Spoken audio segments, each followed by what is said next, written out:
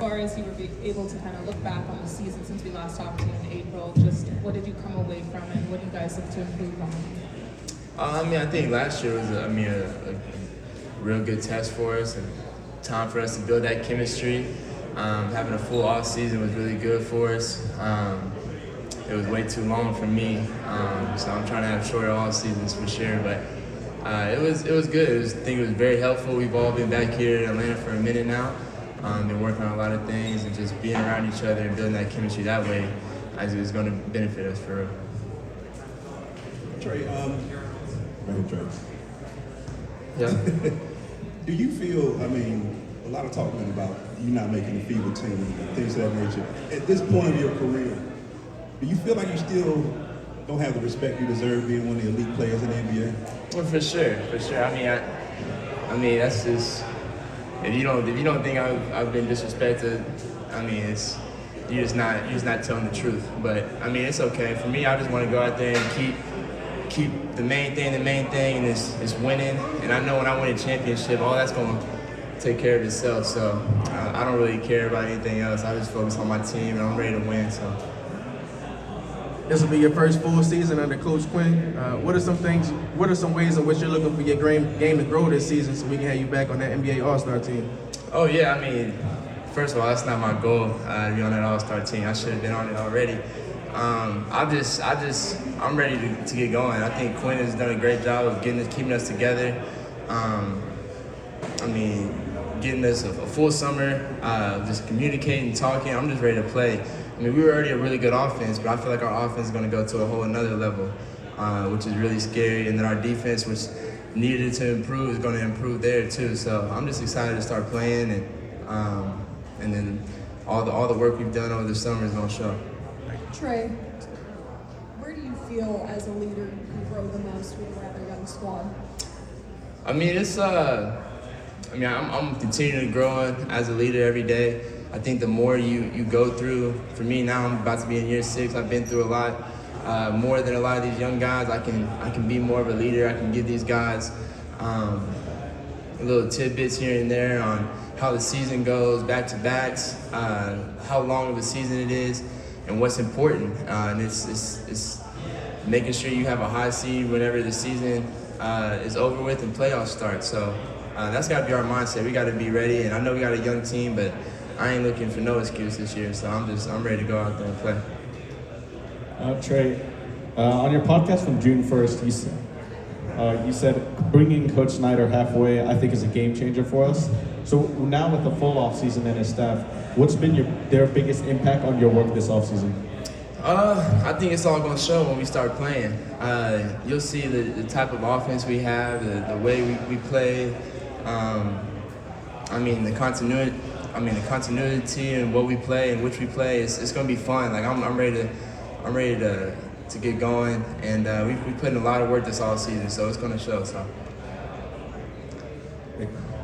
Hey Trae, now what has been or hasn't been discussed the main goal for this team to reach this year? It hasn't been discussed as far as like a team. We haven't had like a full team meeting yet. I think training camp starts tomorrow. We'll have more of that, but I think every day we've just been focused on getting better. But as us players talk, like we believe we can go as far as we want to. So it's all about just putting in that work every day, which we've been doing, and being disciplined and being consistent with it throughout the whole year. It's not just about doing it 1 or 2 games or 3 games here and then falling off a game or 2. So it's about being consistent. So I think with us all being around here and me knowing what I know our team wants to achieve this year, I feel like we're going to do those things. Hey Trae. Yeah, I'm sorry I can't. Yeah. So you've been a father for a little over a year now. Have you noticed any similarities to being a dad and being a leader of a team? And do you feel like it's changed your approach to the game at all? For sure. It's put things into a different perspective for me. Obviously, like I've grown up, basketball is my all day, every day, and it's important when I lose. I'm so hard on myself. When I play bad, I'm hard on myself. And I feel like everybody should be. But as a dad, like certain things matter more, and that ain't gonna change from what my job is and how important that is to me. But My son is my first most important thing to me right now. I got another one on the way, but so those are the most important things to me for sure. NBA has made a statement this offseason about load management and trying to get a hold of not too many stars being held out for rest.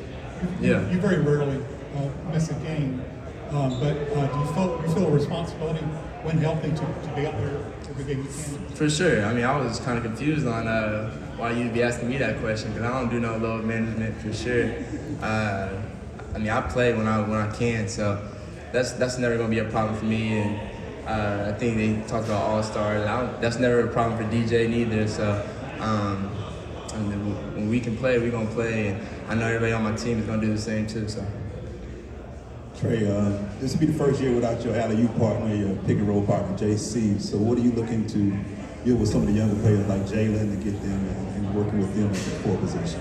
Yeah, I mean, it's definitely going to be a different year. I mean, we got a lot of skilled guys too still.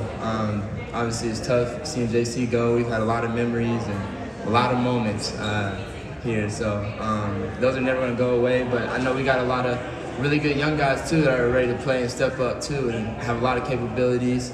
And I mean, I'm just ready to play. Like I know I may not get lobs to dunks, but they can still be lobs to layups now. So I got guys that'll go catch those right around the rim and finish it still. So I'm looking forward to still doing the same things I always do.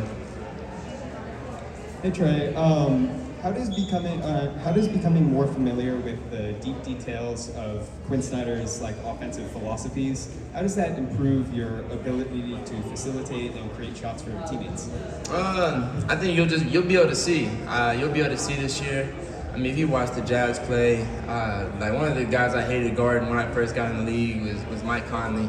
And whenever he left Memphis and went to Utah, every time we played them, I hated guarding him. And I've known Donovan for a while, so I knew how tough that offense was to guard, and they had really good players in it too. But being around them, it makes sense on how when you play them, when they were number 1 seed and they was really good in the Western Conference throughout the years. I mean, you can see why they were so good, just how detailed he is and what he brings. He makes sure everybody is held accountable from me to the bottom. So. And that's what you want as a coach. You want everybody to be held accountable, and you want everybody to be pushed, and he's going to make it a whole lot easier for me, for sure. Sorry, it's been a lot of movement during the offseason in the Eastern Conference. So what are your thoughts on the current landscape of how the Eastern Conference shapes out? Can you say that again? I'm sorry. It's been a lot of movement over the offseason in the Eastern Conference. Yeah. What are your thoughts on the current landscape of the Eastern Conference? I mean, we got some good players that's came over to the East now. We got some guys that's moved teams in the East. That's cool. It's gonna be tough, but for me, I'm focused on my team and myself. I don't really care what anybody got going on. I feel like if we do what we need to do, we're gonna be there at the end. And that's been my whole mindset all summer and preaching with my teammates.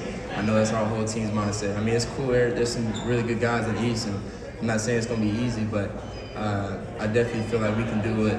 I mean, anything we put our mind to, and I feel like we have a chance. Thank you. Hey Trae, when you first came to the league, it was Vince, Jalen, all those guys were here. Having Vince like Wes, Patty, what's that like for you and young guys too? You saw what that was like for you having Vince. Yeah, no, for sure. I mean, the first day I met Wes, he gave me Solomon Hill vibes. And I know if y'all know him, y'all know I still talk to Solo now. He's one of my, closest vets that I've had. And you hear him every day, he's talking, he's been around the game for a minute, so you trust what he speaks and what he says. And first day he saw me, he told me he got my back. And that's something that, when I seen Solo, that's the first thing I think of when I think of him. So just having Wes around, I know it's going to be great for not only me, but for the younger guys too, for the rookies and for the guys who are younger, about to make big moves and more minutes for us. It's going to be important to have guys like Wes around. And so I'm glad he's on our team now, for sure. Thanks, Trae. Gotcha.